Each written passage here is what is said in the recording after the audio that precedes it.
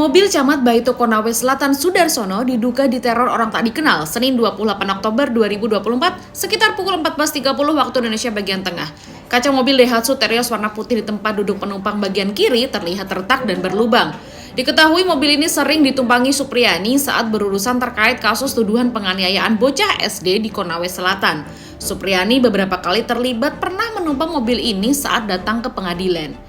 Peristiwa ini terjadi di tengah bergulirnya kasus persidangan Supriyani guru honorer di Konawe Selatan yang dituduh menganiaya anak polisi hingga luka memar. Kasus ini menjadi viral setelah Supriyani dipenjara karena tidak mau mengakui sudah menganiaya bocah SD 4 Baito. Korban penganiayaan merupakan anak seorang oknum anggota polisi yang bertugas di Polsek Baito, Konawe Selatan.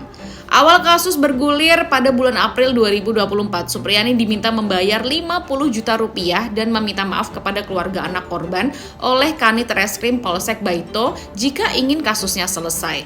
Tapi Supriyani menolak karena tidak punya uang dan mengaku tak pernah melakukan penganiayaan.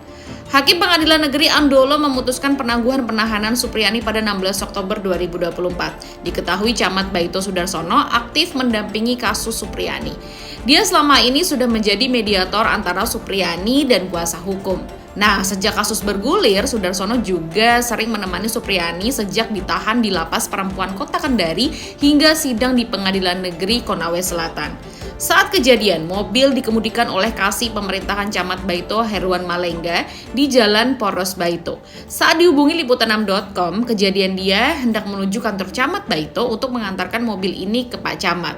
Herwan menceritakan saat itu dia sedang mengemudikan mobil seorang diri, tiba-tiba dia mendengar bunyi seperti pohon nyur yang jatuh di atas kap bagian atas mobil. Nah, saat dilihat di sekeliling, Herwan sempat menangkap sekilas sekitar 15 meter dari lokasi kejadian, ada seseorang yang berlari cepat dan menghindar sambil menunduk. Pemuda itu terlihat menggunakan kaos berwarna putih.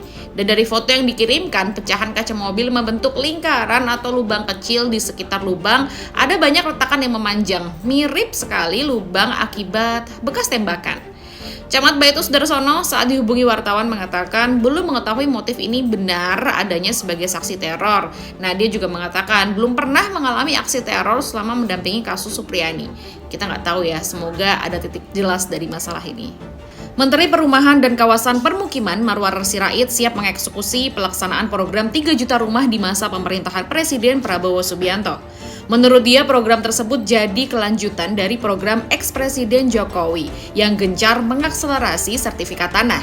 Lewat program pembangunan 3 juta rumah Prabowo, pemerintah melalui Kementerian Perumahan dan Kawasan Permukiman bakal memanfaatkan lahan-lahan sitaan milik koruptor untuk dijadikan perumahan rakyat. Bang Ara kini telah mengantongi sekitar 1.000 hektar tanah sitaan di Banten dari Kejaksaan Agung.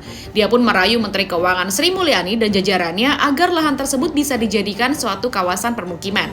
Rencana ini akan dimatangkan dalam retret Kabinet Merah Putih yang digelar di Magelang, Jawa Tengah beberapa waktu lalu. Mudah-mudahan segera bisa terlaksana ya. Itu dia tadi News Flash hari ini edisi 29 Oktober 2024. Aku Sheila Oktarina signing out and see ya.